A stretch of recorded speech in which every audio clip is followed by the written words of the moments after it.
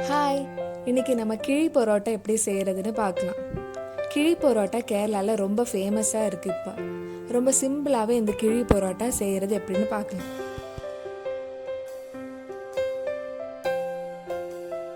First ஒரு பெரிய வாழை இலையை நல்லா வாட்டி எடுங்க.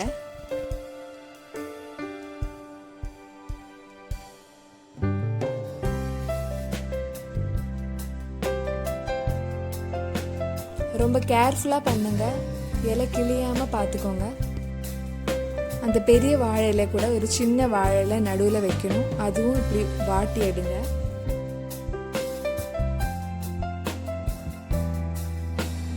பெரிய இலைக்கு நடுவில் சின்ன இலை வச்சுக்கோங்க. ஃபர்ஸ்ட் ஒரு பரோட்டா வச்சு அதுக்கு மேலே சிக்கன் கிரேவி வைக்கலாம். இந்த சிக்கன் கிரேவியோட ரெசிபி நான் நெக்ஸ்ட் வீடியோவில் காமிக்கிறேன்.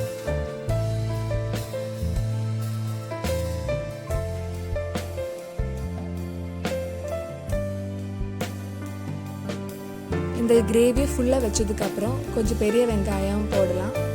டேஸ்ட் இன்னும் நல்லா இருக்கும்.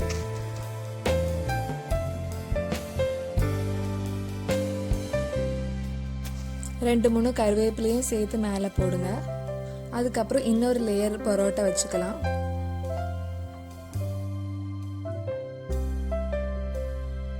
இந்த பரோட்டாக்கு மேலே இன்னொரு லேயர் சிக்கன் கிரேவி நம்ம ஃபர்ஸ்ட் வச்ச மாதிரியே ஃபுல்லாக கவர் பண்ணலாம்.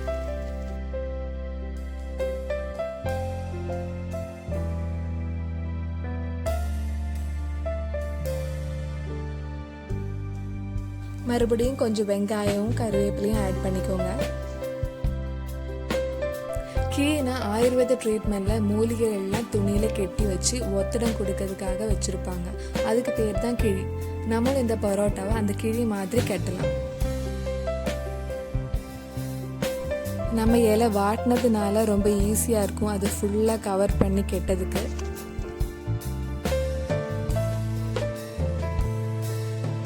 ஒரு வாழை நார் எடுத்து நல்லா டைட்டாக கெட்டிக்கோங்க.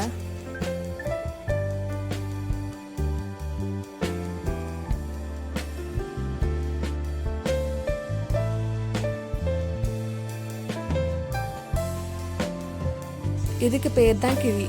இதனால தான் இது கிழி பரோட்டான்னு சொல்றாங்க.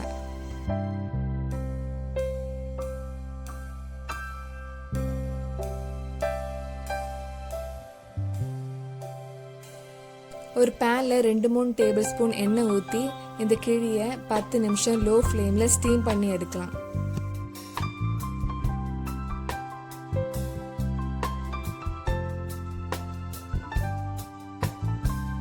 கிழி பரோட்டா மட்டன் கிரேவி யூஸ் பண்ணியும் பண்ணலாம். வெஜிடேரியன் சாப்பிட்றவங்களா இருந்தால் வெஜிடபிள் குருமா கூட யூஸ் பண்ணலாம்.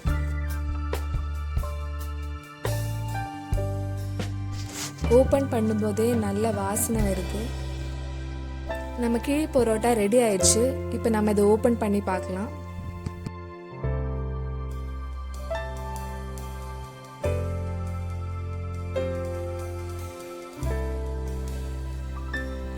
ஓப்பன் பண்ணும்போதே ஸ்மெல் சூப்பராக இருக்கு.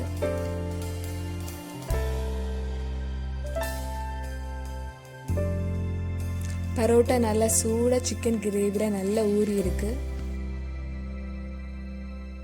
என்னோட நெக்ஸ்ட் வீடியோவில் இந்த சிக்கன் கிரேவி எப்படி செய்கிறதுன்னு அப்லோட் பண்ணுறேன். ஸோ நீங்கள் இந்த சேனலை சப்ஸ்கிரைப் பண்ணலைன்னா சப்ஸ்கிரைப் பண்ணுங்கள்.